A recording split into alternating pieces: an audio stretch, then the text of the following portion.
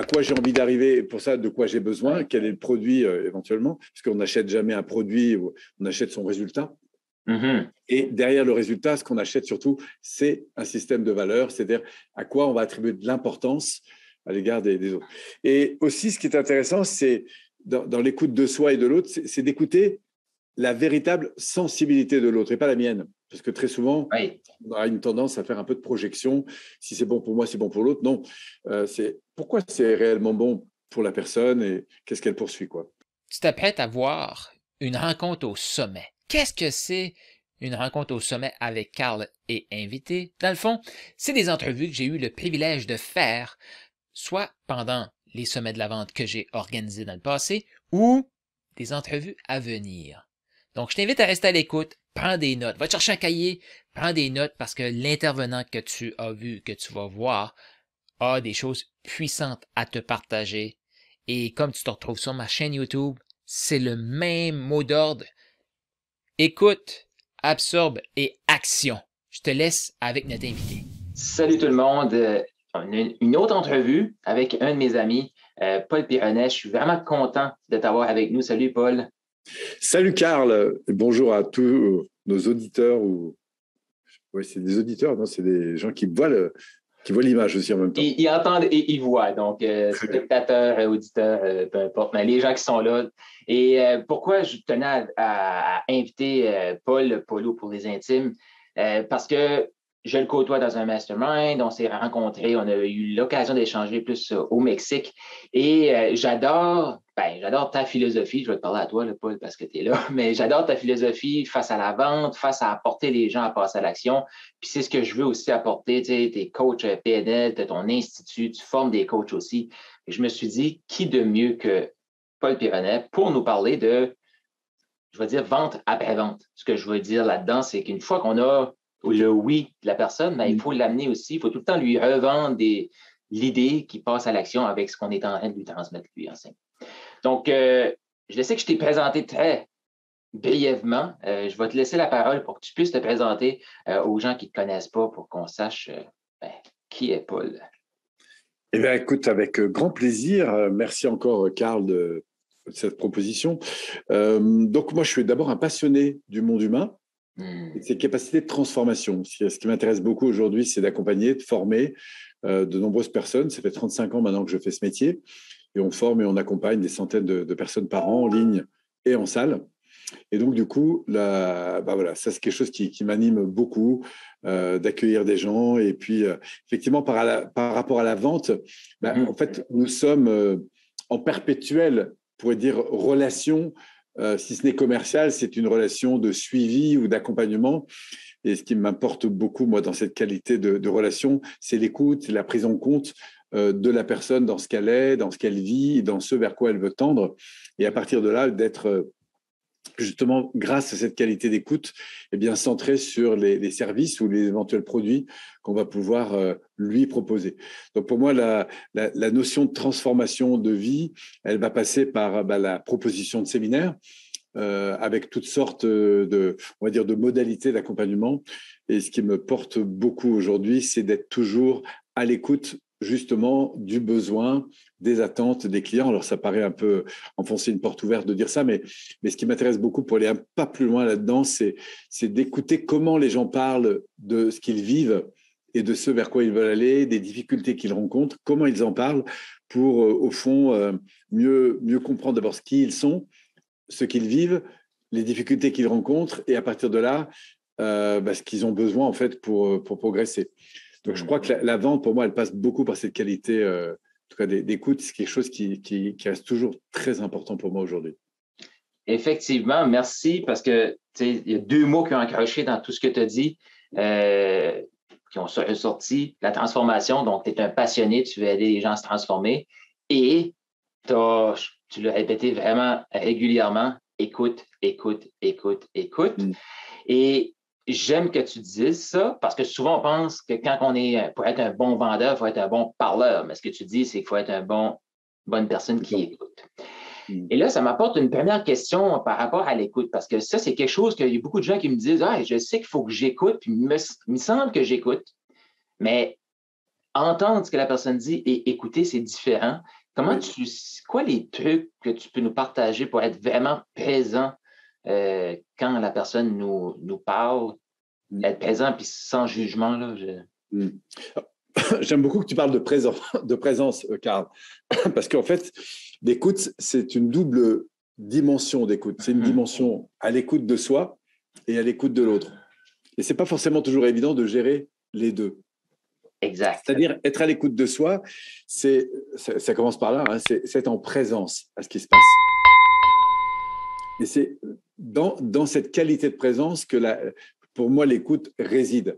Et ensuite, la deuxième chose, c'est qu'est-ce que j'ai besoin d'écouter, en fait. Et c'est là que, justement, dans nos métiers d'accompagnement, de coach ou de consultant, puisque moi, je forme des consultants, donc des personnes qui sont capables, grâce à l'écoute, de tirer des diagnostics d'une situation et d'orienter ensuite les gens grâce à des prérogatives, vers une évolution.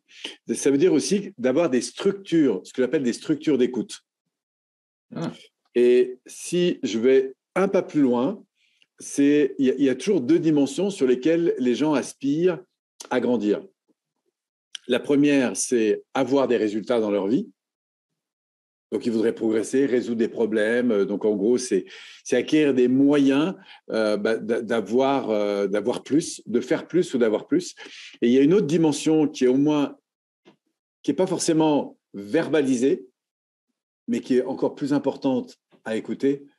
C'est la dimension du ressenti. Qu'est-ce que vivent les gens? Qu'est-ce qu'ils éprouvent? Au fond, je peux avoir envie d'une piscine, mais la réalité, c'est que ce n'est pas la piscine que je vais acheter. C'est soit l'idée du plaisir que je vais nourrir à satisfaire un certain nombre de choses vis-à-vis de moi, de mes enfants, des amis, etc. Donc, il y a une projection et au fond, ce que j'achète, c'est des valeurs et une vision. Ou parfois, c'est l'inverse, c'est-à-dire c'est des frustrations que j'ai eues et que je voudrais aujourd'hui ne plus avoir. Hein, c'est comme voilà. Et donc, quand j'arrive à communiquer sur les deux polarités, à la fois l'ambition, la frustration et donc la manière de pouvoir grandir et d'évoluer et de servir aussi à travers ça, et ben du coup, on a là des zones d'écoute qui vont être extrêmement importantes. Donc, je dirais qu'à un niveau fonctionnel, à quoi j'ai envie d'arriver, et pour ça, de quoi j'ai besoin, quel est le produit éventuellement, parce qu'on n'achète jamais un produit, on achète son résultat.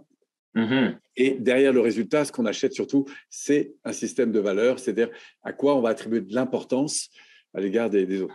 Et aussi, ce qui est intéressant, c'est dans l'écoute de soi et de l'autre, c'est d'écouter la véritable sensibilité de l'autre et pas la mienne. Parce que très souvent, on a une tendance à faire un peu de projection. Si c'est bon pour moi, c'est bon pour l'autre. Non, c'est pourquoi c'est réellement bon pour la personne et qu'est-ce qu'elle poursuit, quoi. Voilà, donc, une écoute centrée sur au moins ces deux axes, le fonctionnel et on va dire plus l'émotionnel. Oui, j'aime que tu apportes ça, de cette simplicité-là. Dans le fond, c'est ça. Les gens ne cherchent pas 1, 2, 3, ils cherchent le résultat. À la limite, comme tu dis, le résultat, c'est quoi? C'est comment ils vont se sentir quand ils vont avoir ce résultat-là. Et j'aime. Il peut y avoir un résultat attendu en termes de bien, hein, c'est-à-dire d'avoir. C'est-à-dire, je voudrais avoir voilà, un chiffre d'affaires de temps, je voudrais avoir une belle télévision, je voudrais avoir une belle piscine, je voudrais avoir un beau bâtiment, je voudrais avoir des biens, je voudrais avoir des garages, je voudrais avoir un revenu indirect. Tu vois, donc, il y a un véritable avoir. Et il ne faut pas perdre le nord avec ça. Hein, c'est-à-dire, mais en fait, ce qui est intéressant, c'est d'aller découvrir quel est le système de valeurs qui fait que la personne donne de la valeur à ce type d'avoir. Et si on arrive à se rencontrer sur des valeurs, c'est vraiment top pour moi dans la vente. Et parfois, derrière les valeurs, il y a des insécurités. Et c'est aussi important d'écouter ces insécurités. Puis, quand tu es en présence d'une personne, parce qu'il y a beaucoup de gens qui vont dire, ils ne connaissent pas leurs valeurs. Puis moi, je me souviens, quand j'ai commencé à me faire poser ces questions-là, c'est quoi tes valeurs, Carl? J'étais comme, famille, je ne savais pas trop quoi répondre. Et quand tu es en présence de quelqu'un, parce que je sens de ce que tu dis, c'est vraiment important de faire ressortir les valeurs chez l'autre pour qu'il puisse prendre une décision par rapport à lui et non par rapport à ce qu'on essaye de lui faire dire. Comment tu fais pour les amener justement, ou le questionnement que tu utilises pour les amener à prendre conscience de leurs valeurs, qu'ils sachent ou qu'ils ne savent pas vraiment? Je vais te donner un exemple. Oui. La personne me dit au téléphone, ah oui, c'est très bien votre formation, je trouve qu'il y a des super trucs, il y a plein de bonus, etc. Mais je trouve que c'est un peu cher pour moi, etc. Mais franchement, bravo, j'ai tout étudié, etc. J'ai trouvé ça vraiment top. Qu'est-ce que va faire en général un vendeur? La plupart du temps, il va rebondir sur quoi, à ton avis, par rapport à ce que la personne vient de dire? En gros, je te le répète, j'ai aimé votre programme. C'est trop cher, là. Ils vont débattre le prix. Pardon? Ils vont attaquer, ils vont justifier leur prix plutôt que ça. Voilà. Donc, pour moi, alors, soit je peux reprendre sur, tiens, comme vous dites, ça a été super ce programme, en quoi ça l'est pour vous? Mm-hmm. Et je peux aussi reprendre en étant aussi pas seulement centré sur ce qui voudrait motiver ou faire adhérer à la vente, c'est-à-dire le bénéfice, pourquoi vous dites, quand vous dites c'est intéressant, qu'est-ce qui est intéressant, c'est aussi d'écouter la personne, de dire j'entends que pour vous c'est intéressant pour tel et tel aspect et merci de ce feedback. Et quand vous dites par exemple c'est pour vous un peu cher ou trop cher, en fait qu'est-ce qui se passe pour vous par rapport à ce point? Et là, je vais avoir des valeurs qui vont sortir. Ah ben vous comprenez, moi j'ai des priorités dans ma vie, mes enfants, machin, tout ça. Ah oui, vous comprenez. Voilà. Donc en fait, la valeur, c'est ce qui va influencer une décision ou une non-décision. Tu vois. Donc ça peut être soit généré ou détecté à travers des frustrations. Quand vous dites c'est compliqué pour vous, en fait, qu'est-ce qui se passe qui est compliqué? Et là, je vais écouter la manière dont la personne se représente en quelque sorte la situation. Et à partir de là, de comprendre quels sont ces éléments réels de motivation. Tu vois, l'action qu'on va prendre, et acheter, c'est une action, découle toujours d'une émotion, c'est-à-dire d'une énergie. Pourquoi la personne est-elle prête à mettre le prix, le temps, l'énergie, la pensée sur une action, en fait? Et derrière, il y a toujours un système de valeurs, toujours. Donc, pour moi, découvrir le système de valeurs, c'est écouter soit ce qui freine, soit ce qui motive la personne dans sa vie. Qu'est-ce qui la pousse à prendre ou non une décision? Ça répond à ta question? Oui. Ben oui, j'aime ça parce que c'est vrai que quand on échange avec quelqu'un, tu lui poses des questions comme ça, il va toujours te sortir qu'est-ce qui est en priorité. Automatiquement, il vient de te dire ce qui est important pour lui. Puis, après, si tu veux, dans la mécanique de la motivation à l'achat, c'est ce qu'on va trouver, pas forcément juste seulement pour acheter une formation, mais pour faire avancer une personne, quelle que soit la difficulté. La première chose, c'est toujours l'écouter sur ce qu'elle vit actuellement. Tu vois, aujourd'hui, où est-ce que vous en êtes? Qu'est-ce qui se passe pour vous? Et soit elle va me parler de frustration, soit elle va me parler d'ambition. Ensuite, la deuxième étape sur laquelle je vais l'écouter, c'est au fond dans l'avenir. Alors après, en fonction du contexte et de la situation, ça peut être à quoi vous aspirez, à moyen terme ou long terme. C'est quoi votre rêve en gros? Et à partir de là, c'est quoi la vision? Et il faut savoir que les deux leviers les plus puissants chez un être humain, c'est l'adéquation du système de valeurs et de la vision. Tu vois, je peux par exemple avoir très envie de partir en vacances, mais je ne sais pas trop où aller en fait. Donc, je suis un peu hésitant sur la destination. Est-ce que je fais? Est-ce que je prends un avion ou pas? Bon. Ouais. J'aimerais bien partir en vacances avec mes enfants, mais je ne sais pas trop où aller. Et la deuxième chose, c'est où là, je suis tombé sur une publicité. Tu vois, j'ai vu ces îles avec ces eaux turquoises. C'est à tel endroit, c'est à tel moment, c'est dans 6 mois, c'est à tel moment, ça coûte tant, etc. Et je peux ne pas y aller. Pourquoi? Parce que je trouve ça super. Mais aujourd'hui, ce n'est pas mon besoin. Tu vois, ça ne répond pas à une valeur immédiate. Par contre, si j'aspire à prendre des vacances et à partir avec ma famille et que j'ai enfin trouvé un lieu qui correspond à ce à quoi j'aspire, eh bien, vision, tu vois, objectif plus système de valeurs et paf, l'énergie s'engage et la personne avance. Donc, moi, je suis toujours très attentif à qu'est-ce que vit la personne aujourd'hui. Ouais. Soit elle vit des frustrations, soit des satisfactions. Elle a donc des ambitions. Par exemple, elle vit des problèmes. Voilà, j'ai un manque d'argent. Je souffre. Je sens qu'aujourd'hui, j'ai une répétition de ce problème qui est où j'ai un manque d'énergie, où j'ai un manque de je sais pas quoi. Ou j'aspire aujourd'hui à gagner plus d'argent, à avoir plus d'autonomie financière ou avoir plus d'énergie dans ma vie. Ok. Et la deuxième étape que je vais avoir besoin, c'est au fond, si tu progressais dans ce domaine, tu aurais envie d'arriver à quoi? C'est quoi ton rêve en fait? C'est quoi ta vision? C'est quoi ton projet? C'est quoi ton objectif? Et une fois qu'on a associé l'objectif et la valeur, là, il y a une énergie qui va monter. C'est-à-dire que la personne, moi je dis toujours, elle va passer en mission. Et non pas en démission. Et en mission de quoi? C'est-à-dire qu'elle va chercher à mobiliser temps, énergie, argent et moyens pour avancer. Et c'est là que, pour moi, l'adhésion à la vente se fait, que je lui ai vendu une idée, que je lui ai vendu un produit, que je lui ai vendu un service, que je lui ai vendu un programme. C'est l'adéquation du système de valeurs et de la vision qui entraîne la mobilisation. J'adore parce que, puis ceux qui écoutaient, là, écrivez dans les commentaires qu'est-ce que ça vient chercher chez vous, qu'est-ce que vous retenez de ce qui a été partagé. Puis je vous invite à prendre des notes, hein, parce que les 2 clés que tu as dit, écouter ce qu'elle vit actuellement et par la suite savoir où elle veut aller, qu'est-ce qui va se passer si ça se crée. C'est super. Et j'aime aussi le côté de motivation parce que ce que tu as expliqué, c'est ben, on regroupe tous les éléments pour que la personne se sente motivée, portée par ce qu'elle voit, supportée par ses valeurs. Et c'est là que les gens vont tout faire pour trouver, peu importe l'investissement, ils vont trouver l'argent, ils vont trouver le temps, ils vont enlever des choses. À ce stade, Carl, il peut encore y avoir un problème. Oui. C'est-à-dire que j'ai un bon système de valeurs. Tu vois, je me dis ça, c'est vraiment le truc que je voudrais pour moi, pour mes enfants. Parlons d'une télé, d'une piscine, d'un portique, de ce que tu veux. Et en plus, je me dis qu'au mois de juin, quand la grande famille va venir, ça va être juste le top. Donc là, j'ai vision plus valeur, paf, je me mets en route. Mais après, je peux avoir une crainte. Je peux avoir des craintes, je peux avoir des croyances, je peux avoir, tu vois, je dis, ah oui, mais moi, je ne mérite pas ça. Ah oui, mais tu comprends, est-ce que j'ai les moyens? Ah oui, mais est-ce que… Et là, on a des freins. Et c'est là que, du coup, l'écoute va encore jouer son rôle. C'est quand vous dites que ça freine, quand vous dites que c'est compliqué, qu'est-ce qui est compliqué pour vous et qu'est-ce qui fait que… Voilà. Et là, on va aller retrouver, encore une fois, de l'écoute sur qu'est-ce que la personne vit par rapport à la situation qui la bloque. Et à partir de là, si on devait se donner les moyens, si ça pouvait être possible, plutôt que lui dire qu'est-ce qu'elle devrait faire, c'est lui poser la question, en fait. Et ça, c'est quelque chose qui m'a aussi beaucoup aidé. C'est… plutôt qu'apporter des solutions, c'est d'amener la personne à les trouver par elle-même.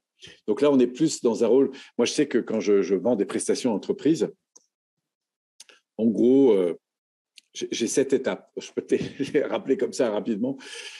Oui, ça t'intéresse? Ben oui. Est-ce que ça vous intéresse? Écrivez dans les commentaires. Moi, je vais les prendre en note. Alors, le premier point, c'est tout ce qui concerne la qualité de l'accueil et de la prise en compte de la personne. Donc, je vais appeler ça accueil. Là-dedans, j'y mets la connexion. La première chose, c'est que je connecte avec une personne. Bonjour, bienvenue, très heureux de vous rencontrer. Enfin, c'est vraiment la prise en compte de la personne dans ce qu'elle est, dans ce qu'elle vit. Voilà, je suis là. Ensuite, la deuxième étape, c'est le projet qu'on a ensemble maintenant. Pourquoi on est là? Je suis là pour vous rencontrer, parler d'un produit ou d'un truc. Quelle est votre ambition par rapport à ça? Voilà, est-ce que ça vous va? Donc, on se met d'accord sur le projet commun. Je parle de la séance qu'on va avoir. C'est quoi le but? Combien de temps on se donne, etc. Ça pose un cadre, un but et un cadre. Et moi, quand j'avais des rendez-vous, je faisais toujours ça. Avant de rentrer dans ma troisième étape, qui est l'accueil l'écoute des besoins, toujours cadrer sur pourquoi je suis là, pour quel objectif et combien de temps on a ensemble. Et si on m'accordait 45 minutes, je prenais 45 minutes. Très souvent, ça durait plus, mais au bout de 45 minutes, je disais, écoutez, on a écoulé notre temps, est-ce que vous voulez que… Et très souvent, ça durait. Mais le poser un cadre au départ, c'est très réconfortant. Ouais. La troisième étape, ensuite, c'est vraiment à l'écoute du besoin.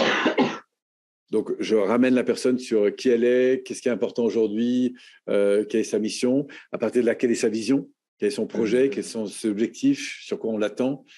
Alors après, tout ça, ça dépend du contexte. Et à partir de là, quelles sont les forces qu'elle reconnaît et les freins qu'elle rencontre. Donc là, c'est la boucle dans la boucle. Je reviens toujours sur état présent, qu'est-ce qui est important pour elle, sa mission, sa valeur, ses machins, de où est-ce qu'elle veut aller, vision, projet, objectif, etc. Ensuite, quelles sont les ressources, les points forts qu'elle a pour tendre vers ça et de quoi elle aurait besoin pour renforcer. Et c'est là que, du coup, ma prestation, mon prix, mon produit doit s'incarner. À partir de là, je fais ce que j'appelle une reformulation des besoins. Au fond, ce que vous m'avez dit, c'est telle chose. Voilà. Donc, le premier point, c'était l'accueil. Le deuxième point, c'est le projet commun. Le troisième point, c'est la détection des besoins. Quatrième point, c'est la reformulation des besoins. Au fond, ce que vous me dites, c'est bien ça, c'est bien ça. Et je veux toujours avoir plus de précision. Reformulation et précision des besoins. Ça veut dire que mon apport de réponse en termes de produits ou de services, il arrive en 5e position. Jamais avant. Et là, il y a 2 façons de le faire. Soit en mode, entre guillemets, coaching, soit en mode consultant. En mode coaching, c'est au fond, si on faisait un premier pas ensemble, on le ferait comment? De quoi vous auriez besoin pour? Voilà. Et je fais une co-construction des étapes suivantes. Est-ce que vous voulez qu'on se voit, qu'on finance un truc? Quels seraient pour vous les premiers pas, en fait? Et comment je peux vous accompagner là-dessus? Et la deuxième, c'est le mode consultant. Est-ce que vous voulez que je vous dise comment on a aidé un certain nombre de personnes, dans votre cas, à transformer ça? Et là, parfois, la personne me dit « Ah ben oui, expliquez-moi ». Donc, c'est là où je peux prendre un tableau, un schéma, un machin, et je vais expliquer, en fait, qu'est-ce que j'ai déjà proposé dans cette situation, en lui faisant évidemment part de solutions possibles pour l'aider à avancer. Et là, je termine toujours par « Qu'est-ce que vous en pensez ?» Parce que le « qu'est-ce que vous en pensez » là derrière, il va me apporter 3 types de réponses. Soit c'est exactement ce que je veux, soit c'est intéressant, mais, et auquel cas je vais rebondir sur le mais, soit dire « Ah ben non, moi, c'est pas tout à fait ça, c'est un peu différent, voilà ce qui m'irait plutôt ». Et dans les 3 cas, je vais être à l'écoute de la manière dont la personne va me donner plus d'informations sur ce qu'elle estime qui serait possible. Voilà. Une fois que j'ai fait ça, je reformule les points d'accord. Et après, je passe en phase d'engagement. En fait. Voilà les 7 points. Je te les fais très court, hein, parce que ça peut être l'objet d'une formation sur 1 ou 2 jours, mais ceux qui nous écoutent, qui sont déjà un peu dans la... ça va leur parler. Hein, donc, phase d'accueil, la phase 1. La phase 2, projet commun, on cadre un petit peu notre entretien et le but. 3, on détecte les besoins, état présent, état désiré, point fort, point éventuellement amélioré. Ensuite, reformulation des besoins importants, apport de réponses possibles. J'aime bien le possible que je mets toujours entre guillemets, avec qu'est-ce que vous en pensez? Une fois qu'on a expliqué ça, je valide. Donc, au fond, ce qui serait bien pour vous, ce serait ça, ça, ça, ça et ça. Éventuellement, quoi d'autre, hein? Qu'est-ce que je vous mets d'autre? Et puis, après, voilà ce que je vous propose dans un premier pas pour aller dans cette direction. Et là, je consolide sur le court terme par de la contractualisation. Voilà à quoi je m'engage. Est-ce que ça vous va? Très bien. Hop. Et c'est comme ça que j'ai... c'est quelque chose qui m'a énormément aidé dans mon début de carrière, quand je faisais des rencontres en entreprise notamment. Ouais. Je rencontrais toutes sortes de personnes pour vendre des prestations de formation. Et j'ai toujours cette trame d'écoute, tu vois, quand j'ai des personnes qui m'appellent pour des choses.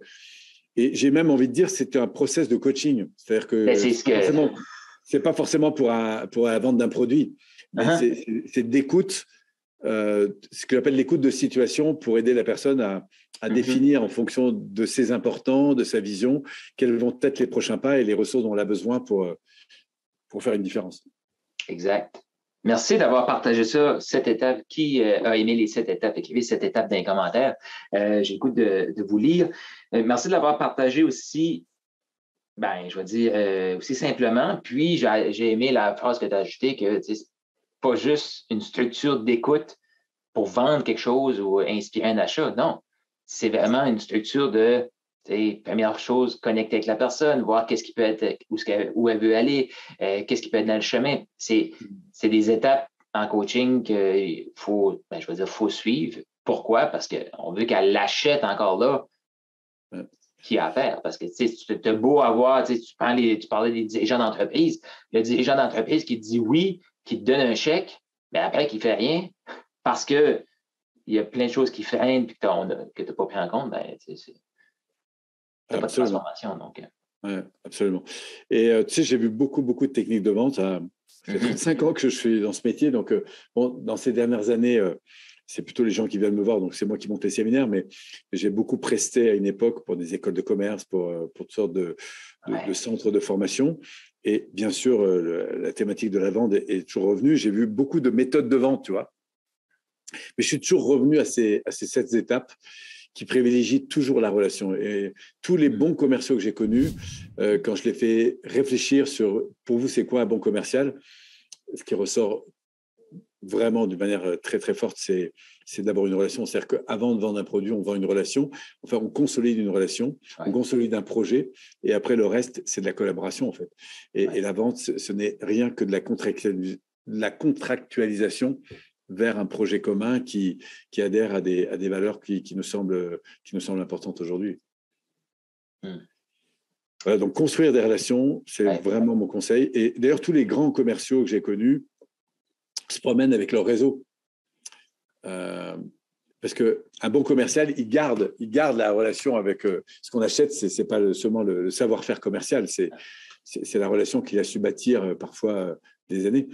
Et c'est ça la force d'un vendeur. C'est pas d'avoir vendu des produits, c'est d'avoir construit une relation.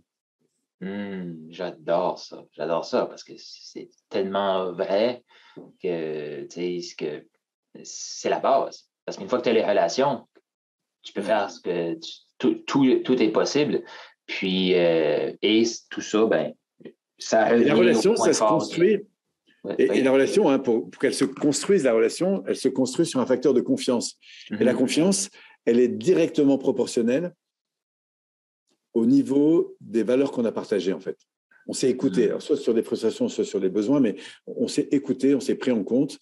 Et du coup, on sent que le fonctionnel, c'est juste une histoire de moyens. Mais la finalité, c'est toujours la satisfaction de la personne. Voilà. Et un bon vendeur, pour moi, il sait dire que le produit qu'il a, ce n'est pas celui qui est adapté.